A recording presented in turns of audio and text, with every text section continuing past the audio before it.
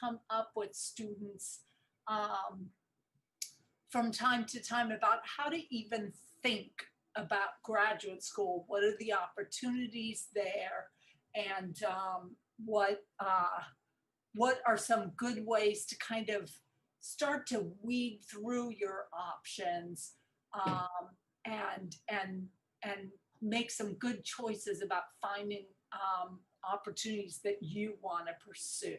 So what we have here today is a panel of faculty, not a faculty of panels, though that could be the collective noun for panels. I don't really know.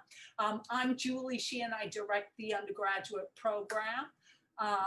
And then I'm going to ask each of our panelists to just say a few words about, introduce yourselves and say a few words about your own experiences teaching in graduate programs and as a student of one, right? So let's just start with Molly, because you're the first box I can see. Hi, everybody. I'm Molly Gaudry, and I think maybe of the other panelists, I'm the most recent person to have come out of a graduate school program. I got my MA in fiction from the University of Cincinnati, and then MFA in poetry from George Mason University, and then PhD in experimental prose from the University of Utah. And I just graduated from there last year. So a little fresh on a lot of this, and happy to answer whatever questions y'all have. Molly will be teaching in the fall. You'll be teaching. Oh, yeah. So yeah, currently I'm teaching an essay course, and then next in the spring, Introduction to Literature, the Creative Writing 190, and a poetry course for the MFA program. Great. Yeah, Kaylee. Hi, I'm Kaylee Jones. I've been teaching at in the MFA program since before it was Stony Brook, when it was LIU, and we built it in, I think we started in about, it must have been 1994 or 5, maybe 1995. And then I had my baby while I was teaching in the program, and she was raised with this program. I've taught undergrad and grad, and I was asked if I would teach an undergrad course at the main campus 3 years ago. And I said, sure, I'd be delighted to. I really always enjoyed teaching undergrads. And I liked it so much that I volunteered to keep teaching undergrads, because I love the energy and the intelligence and the spirit of the undergraduate students I've had. It's very interesting because many of them, or I'd say maybe half of them, were in science majors, but this gave them an outlet, a way to sort of explore their creative side. And I've enjoyed that so much that I've asked if I could teach again undergrads. And I'm also teaching a graduate course on the dystopian novel at the Southampton campus. So I've been teaching, I tried to count the other day, I think 34 years. I was probably Molly's age around when I started at the Writer's Voice in New York, which is a sort of continuing education program. And I taught there for a long time until Roger pulled me away to teach at the Southampton campus. What I wanted to say is I've taught at other programs, low residency and regular graduate programs and undergraduate. So I can talk on many of those issues if anybody has questions. Awesome. Carla. Hi, I'm Carla Cagliotti. I've worked with Kaylee Jones since the 90s. We were when the program launched. I have a doctorate of arts. There's not that many doctorate of arts programs out there anymore. And it combined research into creative writing and creative writing programs along with creative work. So it was kind of an interesting thing. It's now defunct, so I'm not sure what else is there, but I'm happy to talk to you about MFA programs, my research on them, and different resources. Great. And Carla, tell everyone a little bit about your role now, because they may be saying, I've never seen you in the undergraduate classroom, and there's a good reason for that. I haven't been in the undergraduate classroom. I would love to be there eventually. Julie and I worked, and Megan worked on the undergraduate program a number of years ago together. I kind of am the executive director of our creative writing and film programs, and I do a lot of behind the scenes work. So, but I'm here if anyone ever has any questions, they're welcome to email me. And Paul, Hi, everybody. Let's see. It all began. I got an MFA. I have an MFA from Iowa, the Iowa Writers Workshop, which I got about 20 years ago. I was there from 98 to 2000, and I ended up getting an MFA degree partly because I was in my early 30s and had kind of done nothing since graduating undergrad 7 or 8 years earlier than be a drummer in a rock band, kind of third tier rock band. And that band broke up and I thought, what am I gonna do? I get a job? And I thought, I'll get an MFA. And I'd always read books and been right. So I did that, and then I taught, when I got done getting an MFA there, I taught freshman composition at Harvard for about 8 years, which of course, they call it expository writing, and T.S. Eliot got a C in it, of course. So that was quite an experience. And then after that, since I left that, for maybe up until a couple of years ago when I joined the faculty here, I lived in Massachusetts, but pretty regularly went back and taught at the Iowa Writers Workshop, and then also taught at the Michener Center for Writers, which is at the University of Texas in Austin. And at Stony Brook, I teach in the MFA program. I tend to teach novel writing workshops so that people can have their whole novel workshopped in my class. And undergrad, I've been sort of A-Bing lately between teaching teaching lecture courses, I guess they're called, on Shakespeare and the Old Testament. So. Awesome. So thank you, everyone. I'm going to share my screen, just a couple of etiquette things. If you have questions, you can type them into the chat. And if you will kindly stay muted if you're not speaking, that's great. It's better to type questions into the chat. And then our panelists, of course, can stay unmuted, and we'll be talking through kind of an overview of what the graduate school options are. And everyone will just kind of chime in with their thoughts. So the first kind of question for you all is, what's the point of graduate school other than that your band broke up, which I didn't put down here. But Paul, what else would you say about the point of graduate school? I don't know. I mean, for me, it was MFA. It was just well, it certainly wasn't because I thought I was going to make a lot of money doing it. It was certainly it was for the love of reading and writing, and I sort of applied to MFA programs before I knew any better, and just got really, really lucky. The first round, just one of those strange things, and sort of I was definitely at the bottom of the barrel when I was there. We can talk about that later. Iowa was a place where at the time you knew exactly what number rank you were in the class because you could tell by your financial aid. And I was dead last.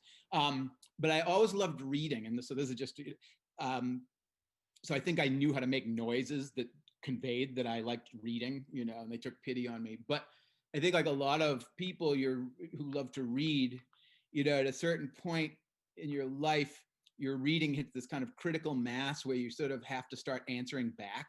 I just started feeling like I have to start talking back to my favorite books and my favorite authors. And so that's what sort of, and that's what prompted me into grad school. And also I love the fact that the terminal degree in creative writing was a MFA and not a PhD, because the idea of doing at least a scholarly or academic PhD dissertations as opposed to say a novel or something intimidated me. Yeah, we'll get more into the distinctions between those two degrees. But Molly, what are some a couple of thoughts about the purpose of graduate school? Primarily, just giving yourself those years to read and write. And unlike undergraduate, where you have to take courses across the curriculum, in graduate school, you just get to focus on creative writing courses and maybe some literature courses as well. For me personally, it was right about around 2008 that I started thinking about MFA programs, and that was economic recession. And so for me, going to grad school was a place to get health insurance and a paycheck in exchange for also getting some teaching experience. So it made good sense at the time. That it's not a huge stipend, but health insurance, it comes with health insurance and tuition, and then on top of that, a paycheck. So it was a obvious choice for me to get to go read and write and get a paycheck. So I guess that's kind of what the killing time bullet means. It's not really killing time because, as you say, it's you're working, you have this time to work on your writing. But there's also sometimes it fits into your life in a kind of urgent way. Kaylee, how about you? What else would you say about? I applied a little bit like Paul, but not exactly. I was in college and I did my thesis was a collection of short stories, and I didn't know what to do with myself. If I stayed in school, I got a lot of money every month from Social Security because my dad died when I was right before my freshman year of college. And so as long as I continued school, I would get a pretty large sum of money every month from Social Security. So I wanted to stay in school, but I knew that I couldn't pass any tests like GRE, LSATs. I was very bad at tests. And I called Columbia MFA program and I said, do I have to take GREs to apply to your program? And they said, no, just 3 short story submissions, anonymous, obviously on the short stories. And I said, cool. And I applied and I got in. And that's the only place I applied. And the only reason I applied was because I absolutely had no idea what I was going to do with myself. I didn't know what an MFA program would be like.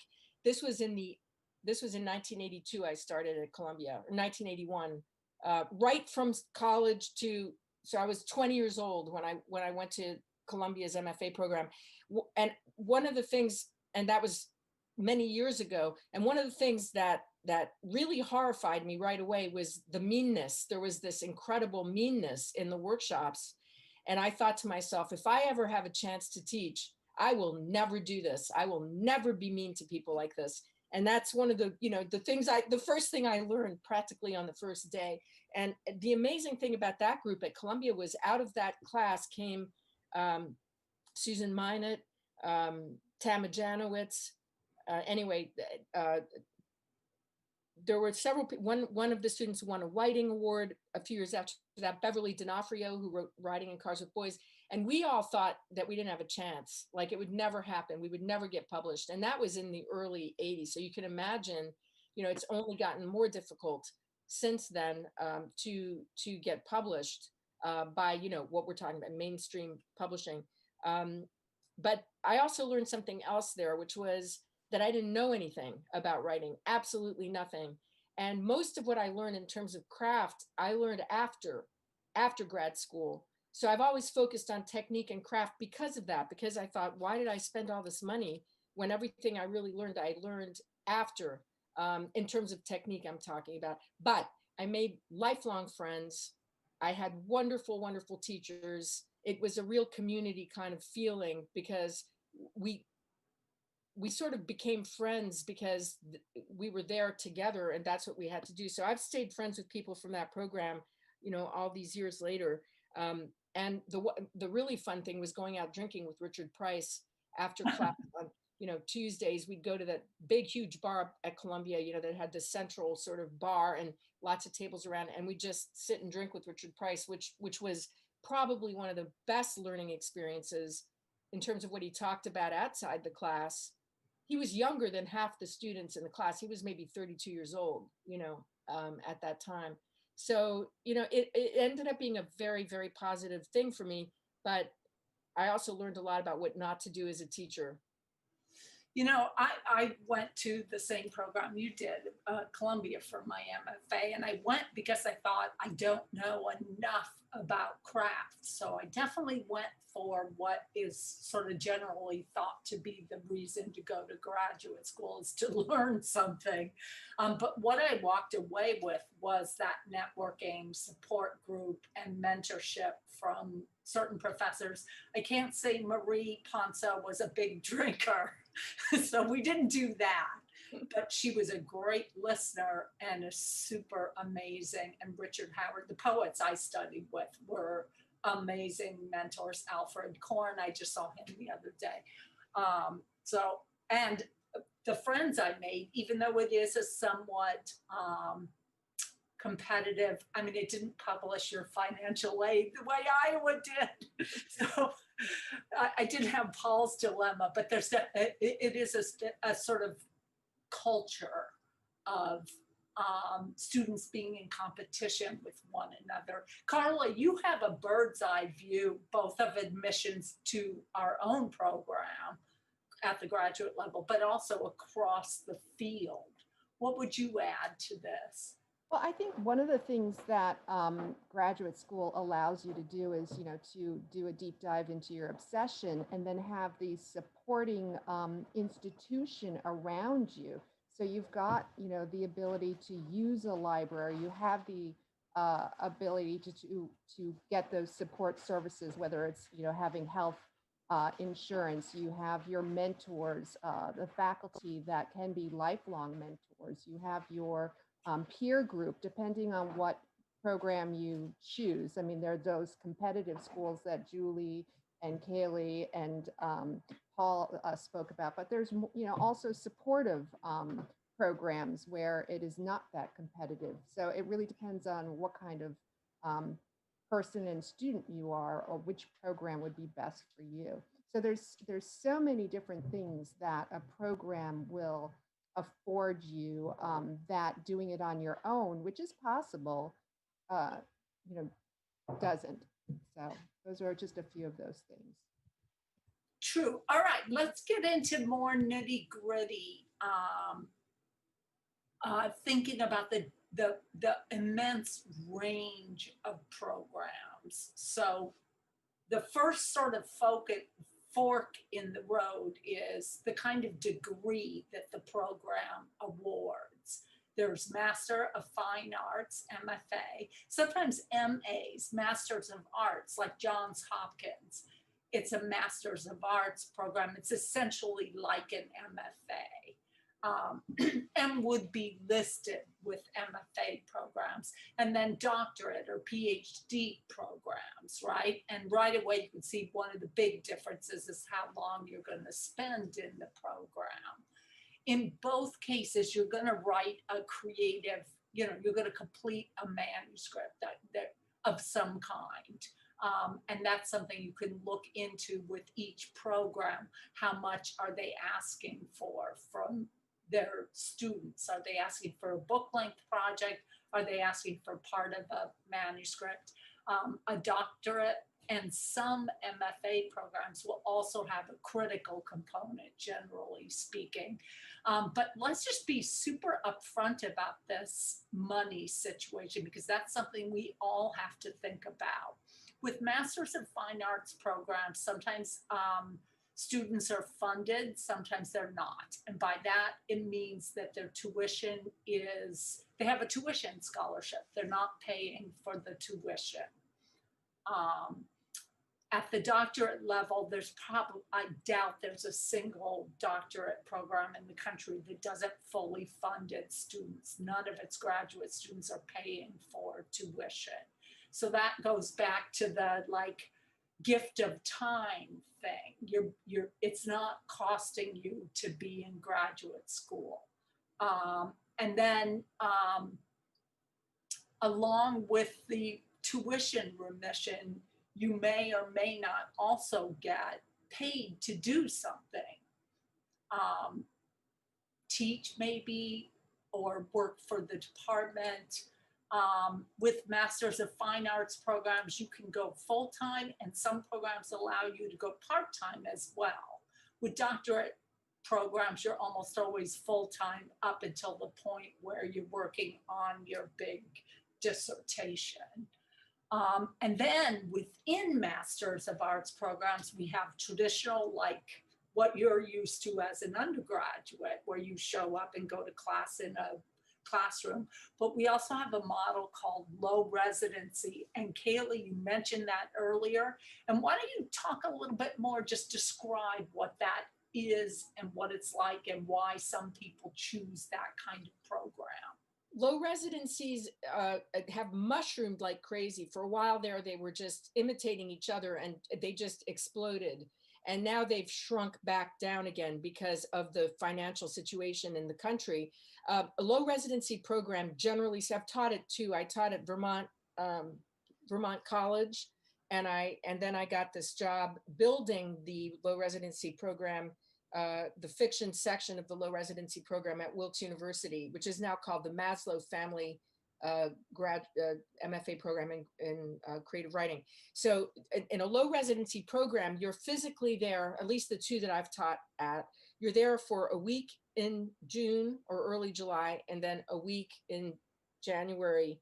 And the reason for that is that the schools, the universities where these low residency programs are located are empty at that time, or at least most of the students have cleared out. So you live in the dorms, generally, you live in the dorms for that period of time when the dorms are empty, and you spend an entire week with the entire program. And it's a kind of revolving system. So people are accepted, I believe, every 6 months, at least at the Wilkes program now, it's a revolving acceptance. So people can come in January, they can come in June. And so it's broken up in these 6-month increments. At Vermont College, there was no interaction between the students after the residency. That you'd be there for a week, you'd get to know everybody, spend time together, and then you'd go off with your mentor for the next 4 months, 4.5 months, and submit work by mail. This is a few years ago. They may have moved online. At Wilkes, everything is done online, and you never lose your cohort. The group that you're in, that you begin with, you follow with that group all the way through the system. And it's a very organized sort of system. What happens, which is interesting with the low residency, is people really form deep bonds and attachments because it's so intensive and it's a week.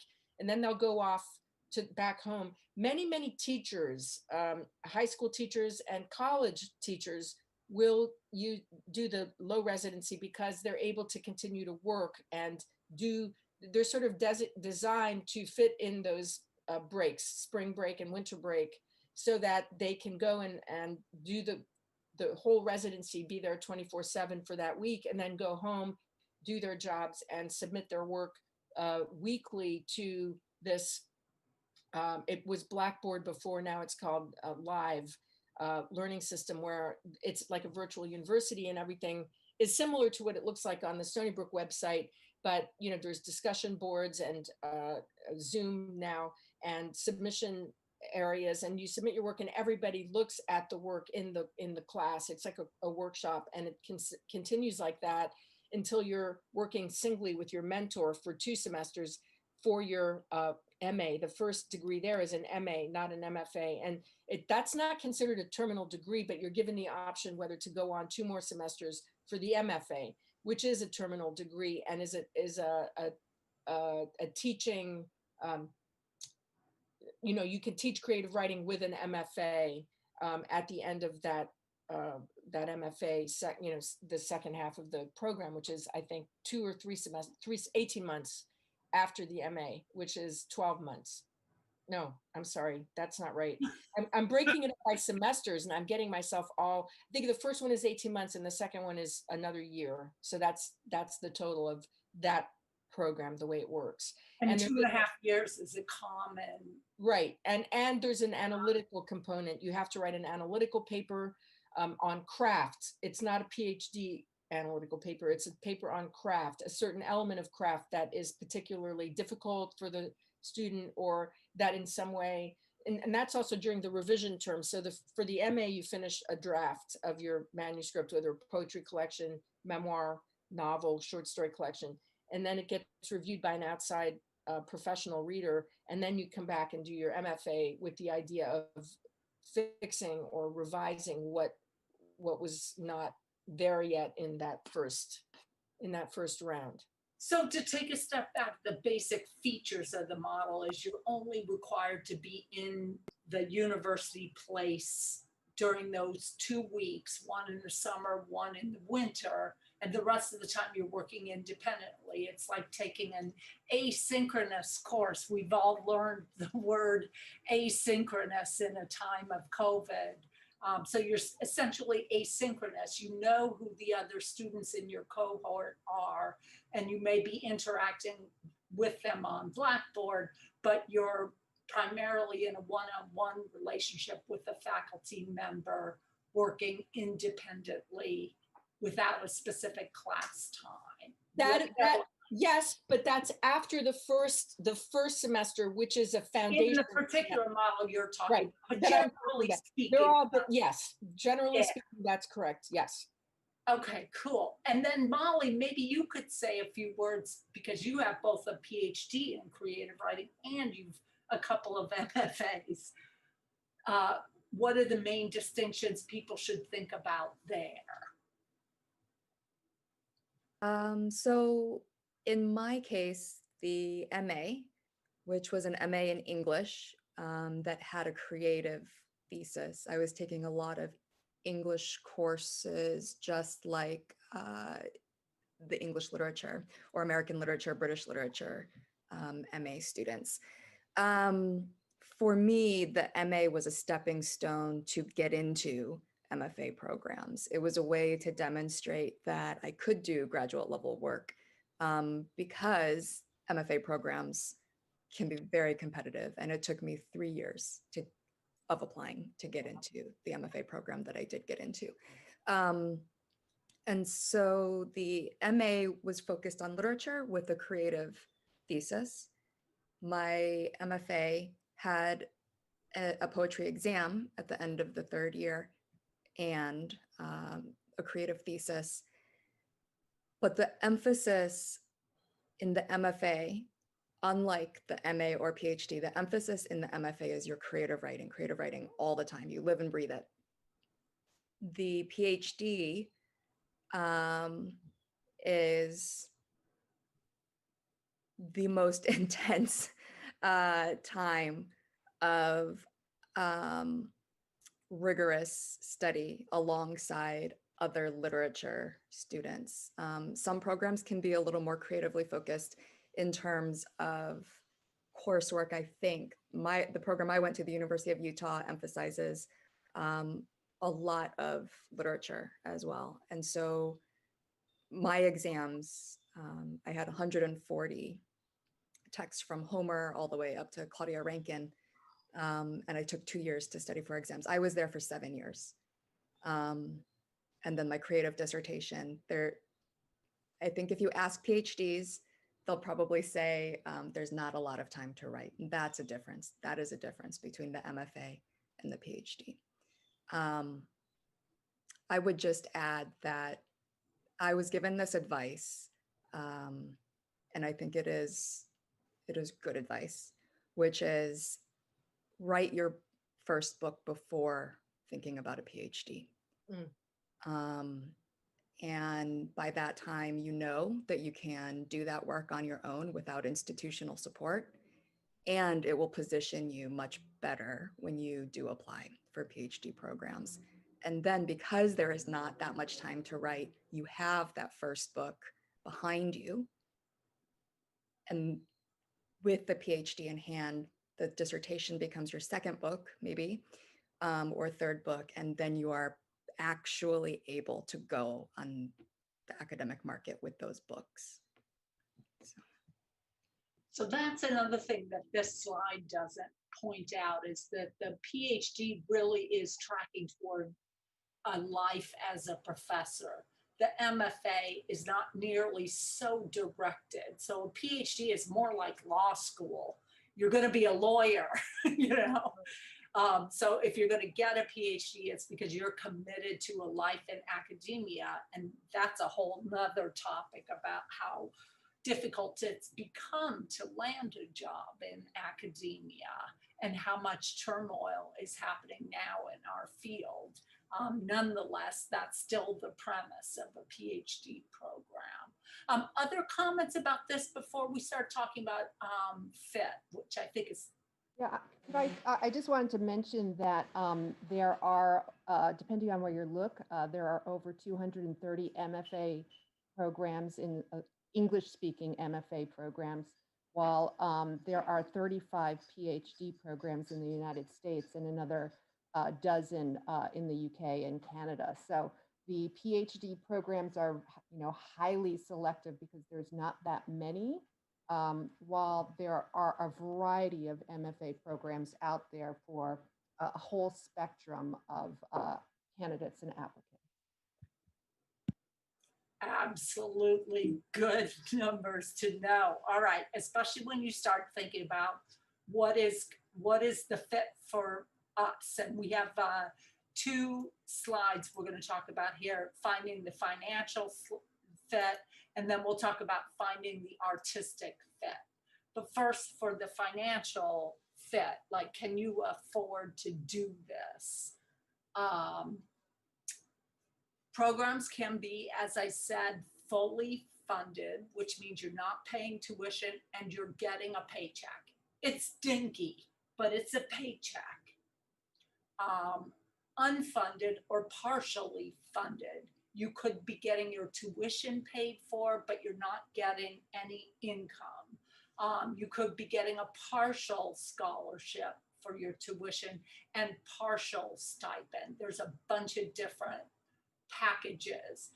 And then there are some people who are just paying out of pocket, right? So if you're planning to pay for the degree out of pocket, you might want to look for something that works around your day job that's going to give you the money to pay tuition, right? So then suddenly a program like the kind Kaylee was talking about becomes, I could do a low residency program. Maybe you need to think about, does the program allow me to switch back and forth between part-time and full-time as a student so that I can take freelance gigs when they come? Do I need that kind of flexibility? Some of the good things about paying as you go is that you can be more selective about what you do with your time there. If you see someone you really want to study with, you'll take that. You'll only pay for the courses you really want to take. And you don't necessarily have to relocate to wherever the funded program is. For example, Iowa often has that issue with students really want to study with the faculty at Iowa, but do they want to go to Iowa, right? So Paul, talk a little bit about that trade-off. Yeah, it's funny because I just kind of going back a little bit, I applied when I was innocent about MFA degree. And it's just and we'll talk about fit, but it was, I applied to 4 programs, and one of them, which, Brown, which is much more experimental, I was getting my rejection letter as I was mailing my application. They just said no. So the only 2 places I got into were Iowa and Columbia. And Columbia at the time, I was so broke that, even with what would have been for them a good financial aid package, there was just no way I could afford to do it and to live in Manhattan. And so, and in my case, it would not have been good for me to live in New York City. I would not have gotten any work done. So Iowa was great for me because, it's literally, you have the University of Iowa and then it's just prairie. So for me, it was good because it really is, there's kind of nothing else to do there but work. So it worked perfectly for me there. And then I should also say too that Iowa is a much more collegial place now than it was when I went there, because Samantha Chang has, under her stewardship, it's a much more benign communal sort of place. But that is something that they still have to work on, and that's kind of her goal, is like she wants to be able to leave and have everything fully funded if there's any way to do it. But it's a state school; it's hard to get that kind of money. And Iowa's a really big program relative to other. They admit like 20 to 25 students in each of the two genres there a year.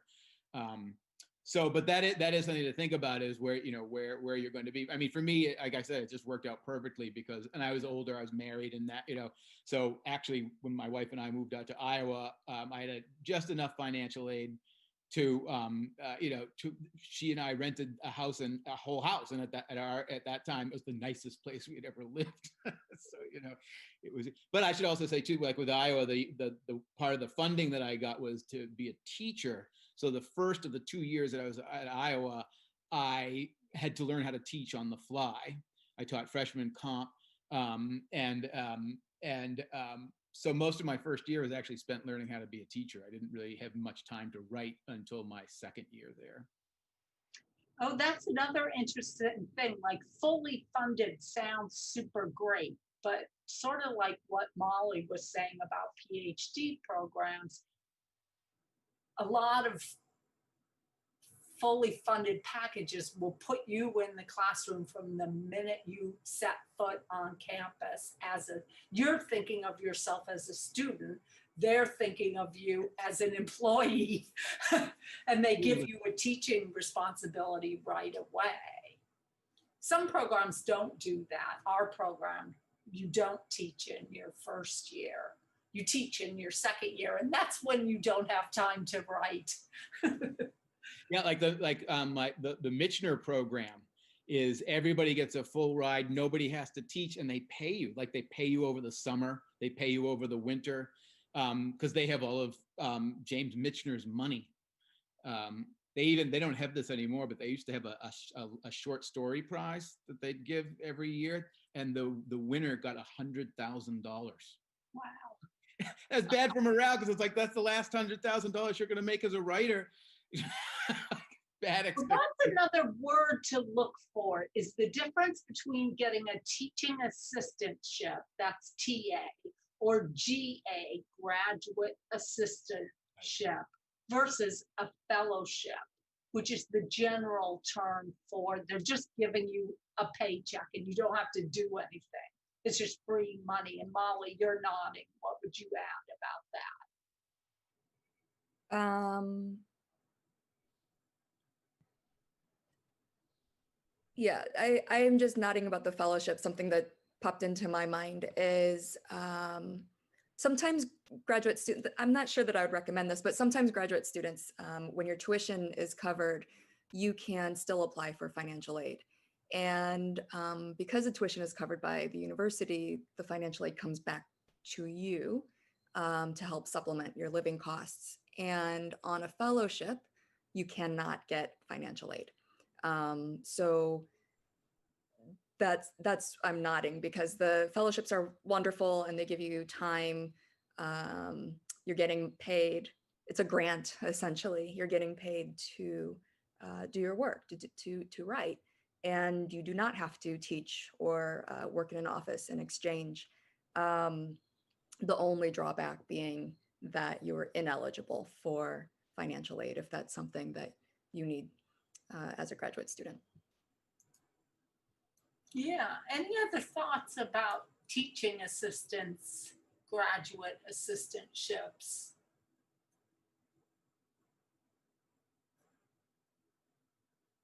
All right, and then of course, the more money you get, the harder it's going to be to get in, right? You're not the only person who wants to get paid to go to graduate school, right? So that's something to think about. Sometimes the competition to get into a program is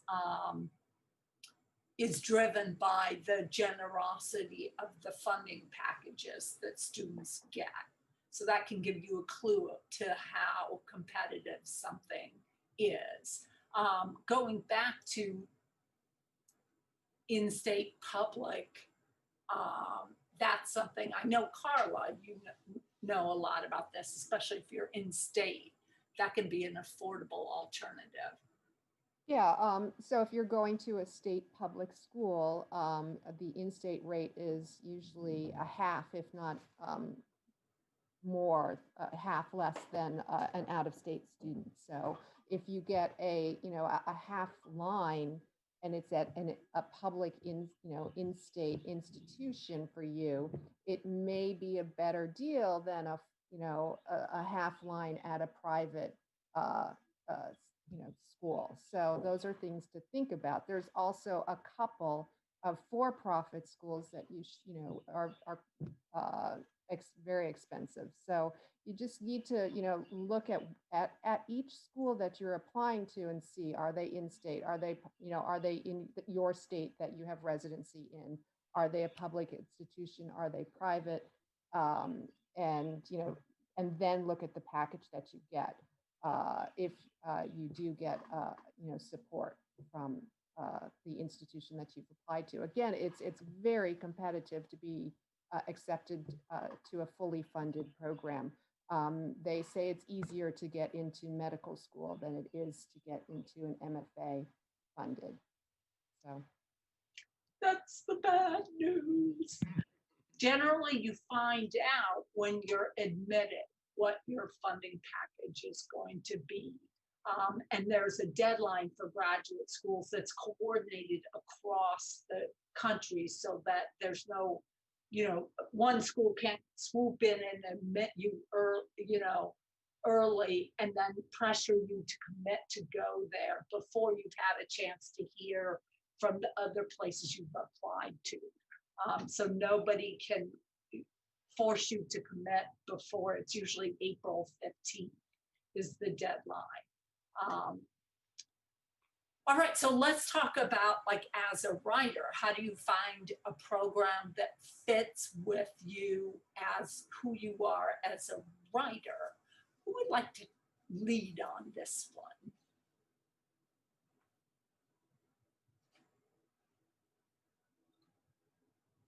Do you mean for you as a writer in terms of what your options are after in terms of publishing, or do you mean more in terms of the overall experience of being in grad school? Yeah, just like if you're, okay, say, I want an MFA, I'm gonna go for a low residency program. How do I know which of the many low residency programs to apply to? Like, what are the questions someone should be asking themselves about which of the options, if they all fit financially or they work with the life you envision yourself having? There's still like 80 of them. How do you get it down to 10? I think one thing to think about is genre, and also who teaches there, obviously, researching the teachers that or the writers that you are fond of, that you've read and admire. Let's say you really love, just as an example, let's say you're crazy about fantasy or dystopian fiction or any genre, and those are limited. There are not a whole lot of programs that offer that as an area or as a genre within the bigger scope. They've sort of looked down on those over the years. So look around and see what who's your favorite writer. That doesn't mean they're going to be a good teacher. I've had students who've gone off to faraway places, way out somewhere in Arizona to study with a particular writer that person admired greatly, and it turned out that this woman was a fantastic writer, but not a really good hands-on kind of teacher. So it really, it's such a crapshoot, I think. But look, really doing your research, I think, is so important. Who's teaching there? What kinds of books have come out of the program is a really important indication too of where the program is in terms of the bigger picture. I think that's an important, if you look on the website of a program or find out about some of the graduate students and find out that 90% of them are self-published, that should give you an idea about what kind of program it is. Yeah, and I just add too that, every program kind of has some sort of a mission statement, so you look at that and you can sort of just think about the kind of language that they use and does it resonate with you, or so, because some places will be like, we'll train you for a career in publishing, and it'll be much more sort of career oriented and publishing oriented, and others will be more like, just you're here to be an artist and the publishing is something else, and so you figure, you can sort of just, again, just kind of figure out whether, it sort of resonates with you or falls flat. And I couldn't agree more about there might be writers you love, but they could be very, very bad teachers. And then I would say also some of the best writing teachers in the country are authors who are not particularly famous in the publishing world and in the, they're kind of writers or whatever you'd call them. So it's worth doing some research like that. And I would just add the idea about genre, like, can you dip your toe in multiple genres? Because just Iowa being my experience, when I was there, it's a little bit better, but still not quite. But when I was there, I was there as a fiction writer, you weren't even allowed to look at the poets, never mind take poetry workshops. It was absolutely, like, who are those strange people? Oh, those are the poets. Like, there's just absolutely no cross traffic between them. So that's something to think about too. So that you can find out from the program's website, whether or not whether they track you by genre and you can only take courses within that genre, or whether you can, how do you find out if an author you love is a good teacher or not? I don't know. I think that could be hard. I think sometimes you do have to go ahead, Kaylee. No, please go ahead. No, go ahead, Paul. Please. No, I don't know. I just I sort of I had the unpleasant surprise to that some of these writers who I thought were great were terrible teachers, and then I had the pleasant surprise of finding people who were really good teachers, and I actually. I mean, I guess all I'm going to say is that's a good question. How do you do that? Because you sort of have your ear to the ground. But back, even 22 years ago, when I went, there's so fewer programs. It was kind of easier to just kind of put your ear to the ground and kind of just find out reputations kind of by word of mouth. So I'm not sure about that. I'll just jump in quickly on this. So I think it is important to know who teaches at the program, but it should be at the bottom of your list of priorities in terms of finding a program that is the right fit. Because if it's only a 2-year program, people retire, people go on sabbatical, people get a semester off, or they get a fellowship and they go, out of the country to go finish their own book. And it can be heartbreaking if you end up at a program and the person in the first year is on sabbatical and then the next year is on a fellowship. So it's important, but put it at the bottom of your list, and know that the chance exists that you might not get a chance to work with that person. So that cannot be a top priority of the program, but it should be on the list of priorities. So what would you put at the top of your list?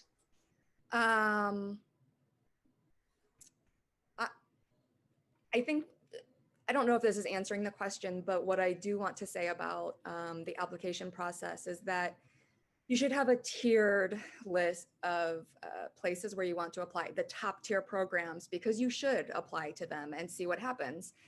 Then a program that might not fund as much, or is just considered more of a mid-tier program, and then also a couple that maybe tend to let in a lot more students, and those numbers can be found online.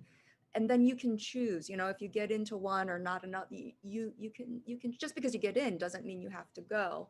But I think it is wise to have a tiered list of places to apply. And I will just add, I was told when I was in my MA, which was an MA PhD program. So I was taking courses with PhDs. When I was there and applying to MFA programs, all the PhDs told me it's a rite of passage to not get in anywhere your first year. And it was I needed to hear that. It was life-saving that first year when I did not get in anywhere. And it wasn't until the second year that I applied more widely and did that tiered system. And it just, if I should have done that the first time around. And because this is a very hard question to answer for yourself. How accomplished are you at your current level? Like, it's very hard to know as a college senior what your current level is. You can talk to your current creative writing professors, and you can see where you are vis-a-vis other students. So that can give you a clue. And then also, and this goes both toward the question of figuring out what your particular tiers are for your level of writing, and back to the sort of ear to the ground issue. Feel free to ask programs to put you in touch with a current student. They'll do that. And then you know, they'll pick somebody that they think is going to say good things about the program, obviously. But, you know, you can kind of get to know someone who's at the program, and they can be a little bit of your ear to the ground. They're not the be all and end all of advice, but they're one more resource in trying to figure out the right fit for you. Kaylee and Carla. Kaylee, you were going to say something earlier. I got so engrossed in listening to everybody that I completely forgot what I was going to say. But I think Molly's point is excellent about the teachers, the writer that you love and admire and are following that may not be there or may not end up being the kind of teacher that you need. I think that's a really important point. I also think, and I don't think this is true of this program at all, of our MFA program, but I find this generally speaking to students who come from other programs or whom I've met in other situations, that it's really easy to put sparkles in people's eyes. You know, the programs can give this impression that you're going to come out of there and you're going to get a full-time teaching job, or you're going to be the next Stephen King, you're going to make all this, you know, really you have to think about why you're going and what it is that you really need. And I've had people come to the other program where I teach with big fat manuscripts, and they plop it down and they say, I've sent this to 50 agents and publishers and they all turn me down. And they say, I want you to tell me that I'm great. They're not there to learn how to start over or fix it. They're there because they want reinforcement as to how great they are. It's harder to deal with a student who's arrived with a big fat manuscript than it is to have a student who's starting a novel, starting from scratch. I've found that more than a few times. So I think that's an important thing to think about too, is why are you going to an MFA program? Some MFA programs focus on teaching or the professional aspect of the writing life more than others. And I think depending on your goal, do you want to be a teacher? A lot of the people who come to the Wilkes program are teachers already. And if they come there, and I'm sorry to say this, but it's true, they come because it's paid for by their school or by the state. And they get an increase in their pay as a teacher if they've completed this MFA program. So they're not looking to go on. They are sometimes looking to switch and become a college teacher instead of a high school teacher, or they want an increase in their pay, but they're not there to become a writer, to become a creative fiction or nonfiction writer, really. So there are different people are there for different reasons. And I think you will not have a cohesive situation necessarily where everybody's going to be there for the same reason at all, but you really have to give that some thought. Most programs will allow you to visit as well. It's harder with the low residency program, but you can, you know, October is your month. October is the month of open houses and virtual visits, and you know, that's a great time to check out a few places and see if you can get a sense of why the people who are there, what the emphasis is, you know, what when the sparkles go away, you know, it is left. And Carla, what were you going to add to this? Going to say once you figure out what you're searching for, there are a number of resources online that will help you find the different programs that may match your goals. So, I mean, Poets and Writers has a really helpful list that tells you, you know, how many students they accept per year, their faculty. It's a good, you know, starting point. AWP also has a searchable list if there's, you know, a state that you want to be in or a type of program, whether it is a studio-based program or a more research or studio research combined. And then there's also New Pages that has a list with information. And in the past, there was something called the MFA Years or the MFA Chronicles, which were essays written by students in MFA programs about their experience. And actually, one of our students did this many years ago. I think it was part of the MFA Years. Now, that is defunct. It ended in 2018, but there is a group that is trying to relaunch it as the workshop, and their goal is to relaunch this site in November 1st. And talking about the application process and that first year in the MFA program. So that may, if they do get it off the ground, be another resource. So there's these 3 databases and this, the workshop it's called, and it'll be a website as well as I think a Facebook page. So that's a really good one. And there's also, you know, social media groups for like people who are applying.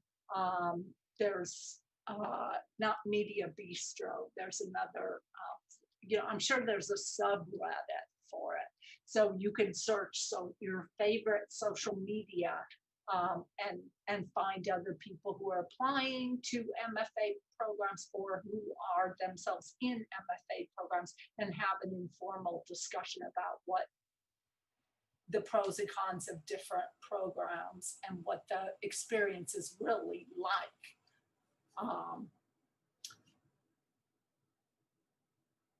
This set of questions, what's your process like as a writer?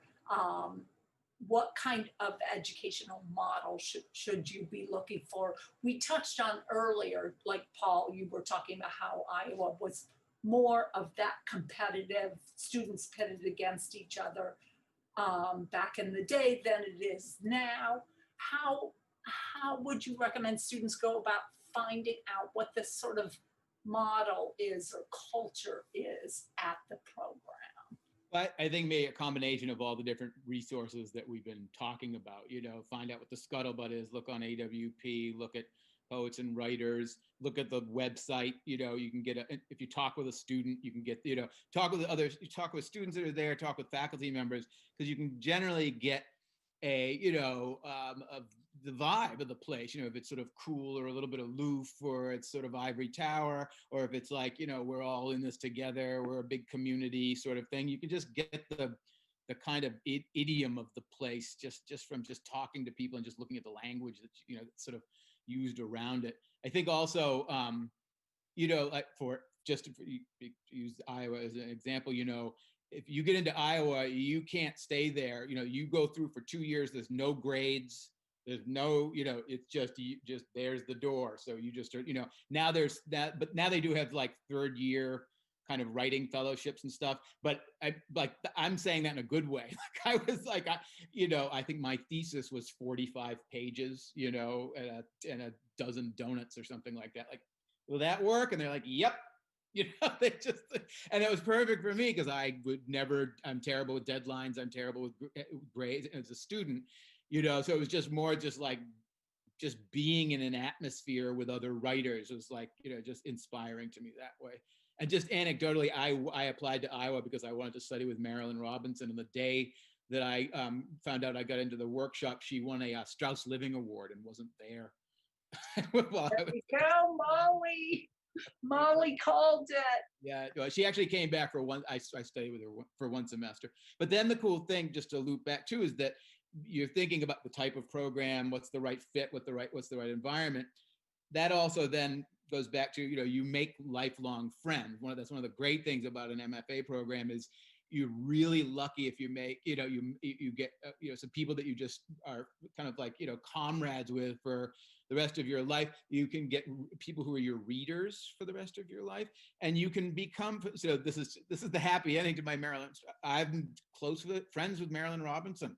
Like I've been friends with her for 22 years, and I just got lucky. I got looped in, and so sometimes your teachers, I'm still close with many of my former students from Iowa in particular, and help them with their manuscripts and still read them and blurb them and talk to agents and stuff on their behalf, so that's just another sort of, and I think that's the kind of thing that you'll get if you talk to students, if you talk to faculty members at different places, you'll pretty quickly get a sense of that vibe, and whether it's this kind of like lifelong community, once, you've been part of the community, you're always part of it, or if it's just, I don't know, just some places you can go, you walk in and you just go, this is a place where there's a lot of misery and I don't want to be here. You can really, it's palpable, there's that kind of palpable sense of you walking into a morgue or something in some of these places, So really just like the energy level of it is really, you can tell a lot of times. We should have put alums, I should have put alumni as a potential resource too. So going back to, if there's an author you really like who just graduated a couple of years ago from a program, that might recommend that program. And if you run into authors, you could, graduates of programs, that's another sort of social media groups and things like that. You can jump on into a Facebook group and just ask people, what was your experience like? What was the culture like? Did you make writer friends? Yeah. The other thing to take a look at is the curriculum.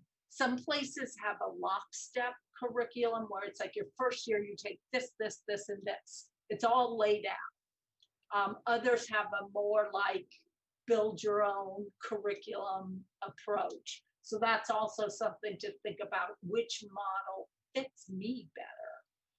And then that, one and done feeling of like, you pop out the other end, whether you like it or not in 2 years, that has some big upsides, especially you can plan financially, around that, because for certain it's going to, happen, versus one where you build your experience more organically based on how much time you need to complete your thesis.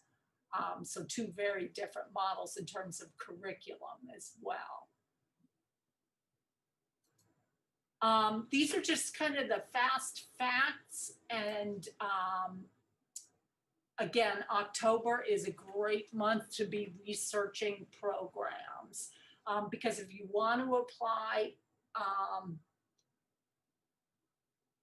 for full-time and for funding, and why not, you'll have to get that application into your program, the programs you're applying to by the end of the year, usually December, January, those are when the deadlines are. And those deadlines are those deadlines. Do not mess with those deadlines.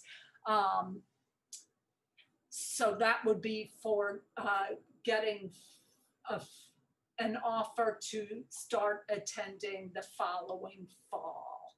Okay, so October is generally the month to be doing your research and figuring out which programs appeal to you. A number of programs will have rolling admissions, like Kaylee, you were talking about, every 6 months, there's kind of a new cohort of people joining the program.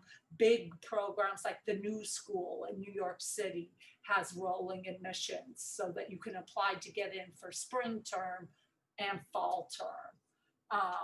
So big programs do tend to have that. The average acceptance rate is 12%. So again, to pick up on something Molly mentioned, be aware that, you may make the rounds and, apply to 10 places and not get into any of them the first time you try. So, you'll adjust your list and you'll know more the second time. So keep that in mind. If you're an international student, you're going to be basically on this fall is when you figure out where to apply and get your application in by December or January, because again, those deadlines are incredibly rigid. And then just like how to apply, writing sample, all of the programs will say, send us 25 pages, 100 pages, it varies from program to program, of your writing. They'll all ask for a statement of purpose. They'll ask for letters of recommendation. That's what LOR stands for, letters of recommendation. And possibly a GRE, although Kaylee is a good source for avoiding that. So those are the materials you'll need.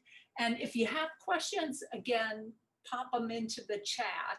And I would love to hear some last thoughts from our wonderful panelists. Can I jump in on what's highlighted here? So for the writing sample, it's very important. It might be the most important part of your application is the writing sample.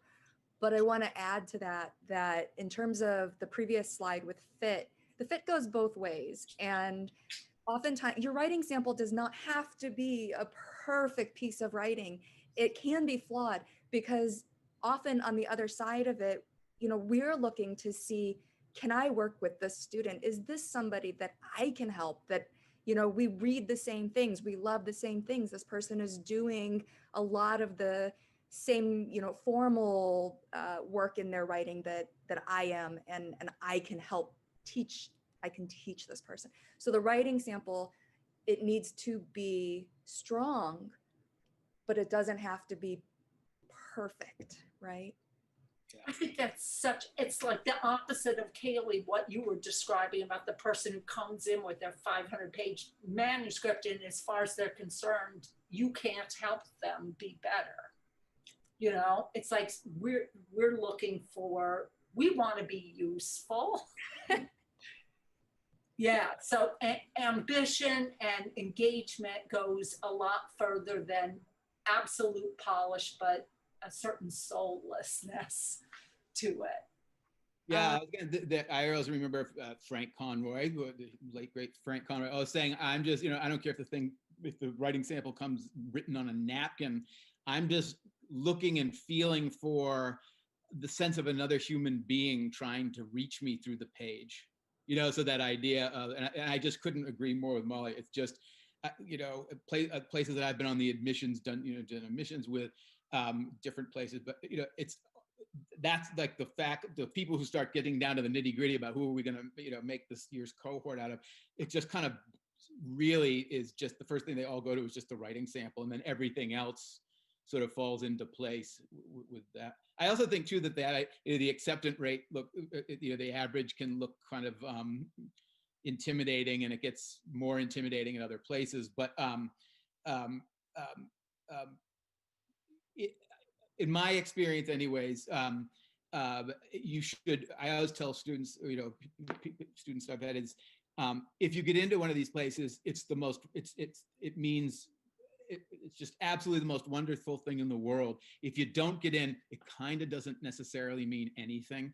It's hard to, absorb it that way emotionally. But every single year, that they're, each, depending on the size of the class, they have to think about the kind of, the diversity and the demographic makeup of the cohort, and so it's just on any given year, you might not get in, not because, any given year, I think most places could fill their class 3 or 4 times over, and I know, like, I have to keep using Iowa because it's the only place outside of Stony Brook but Iowa gets like between 900 and 1,100 applications a year for fiction for 20 seats, But this, just to loop back around to this idea of applying multiple times that Molly was talking about, they not only, your chances actually get better and better if you keep reapplying, as long as, because there's what it shows the admissions committee is that you have a kind of stick-to-itiveness.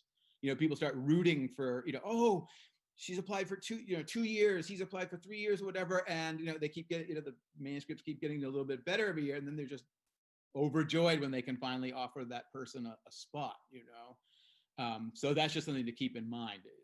It's as discouraging as it can feel, you should absolutely apply multiple times. We have a couple of good questions too from Jesse. Would you recommend applying now while we're undergrads or taking a year or two off?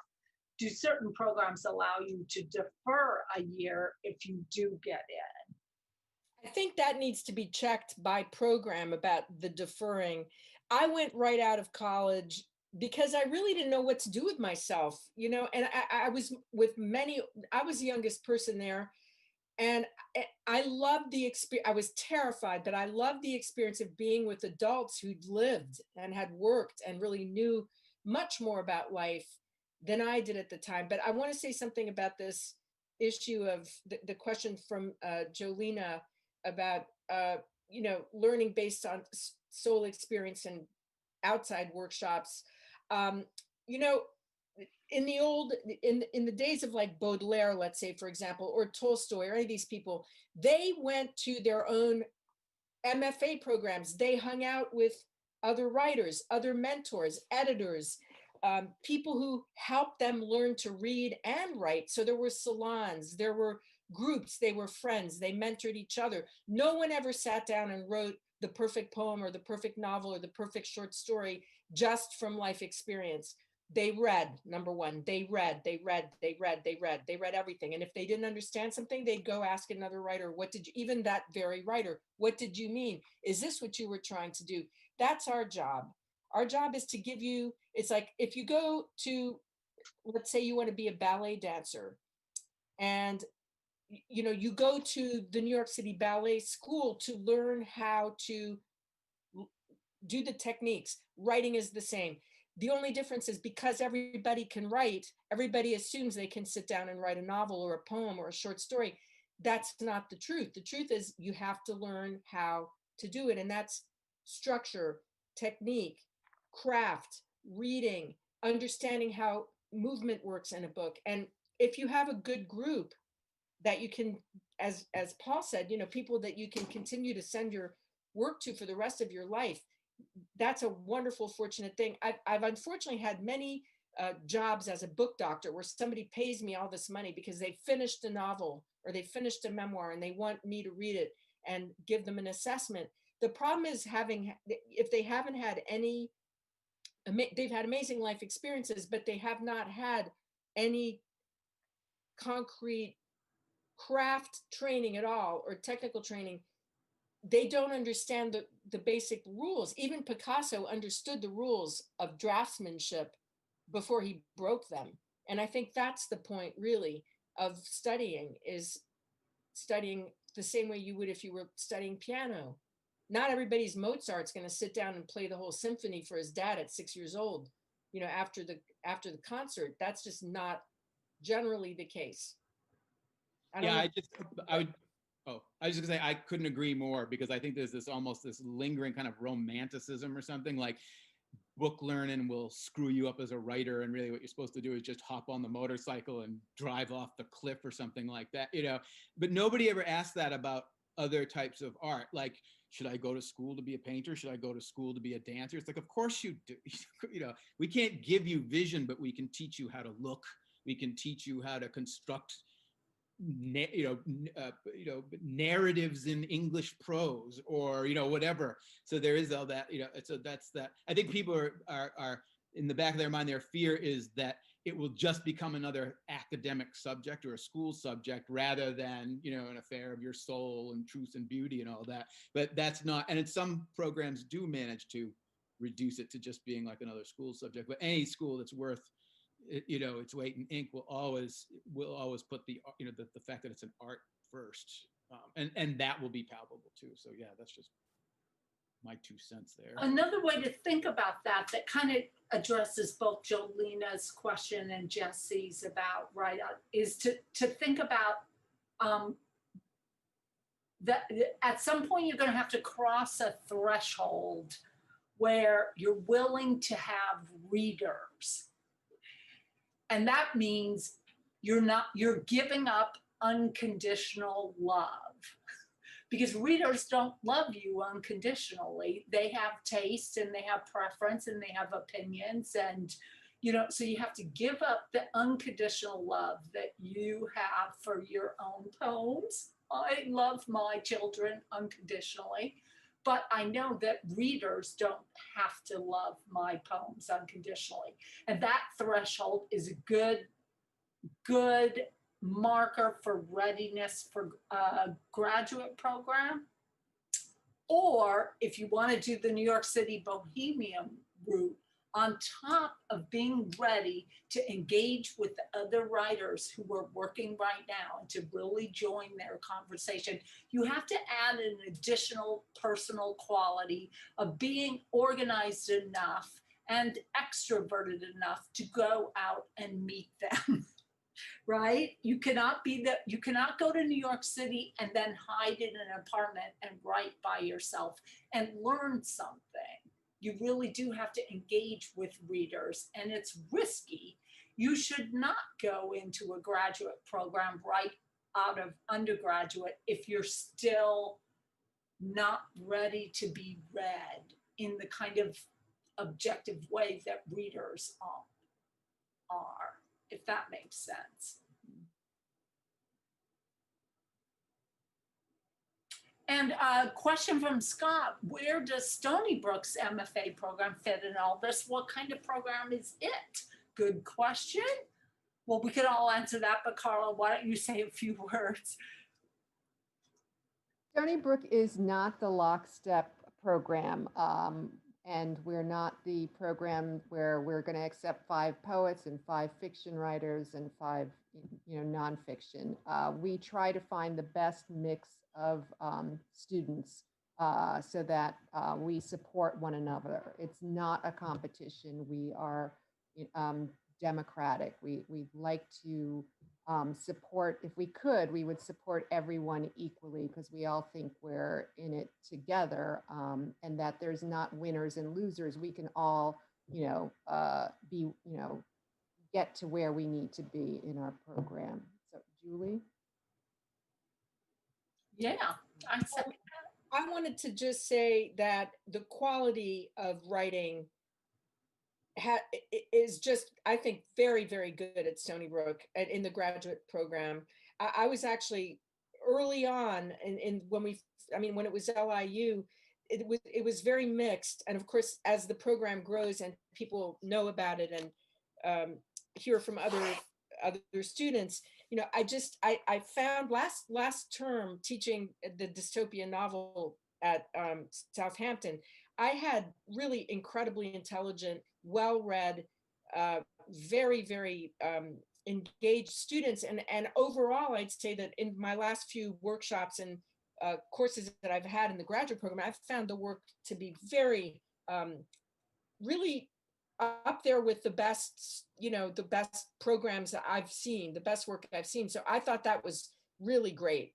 And again, it's never even, right? It's never just a plateau. There are years where you have a very good class and years where you have a mixed group or whatever. And that's more about, I don't think that's about mastery of language so much as willingness to learn. That's what I'm talking about. Willingness to be open to learning. And I've found that to be very strong at Stony Brook.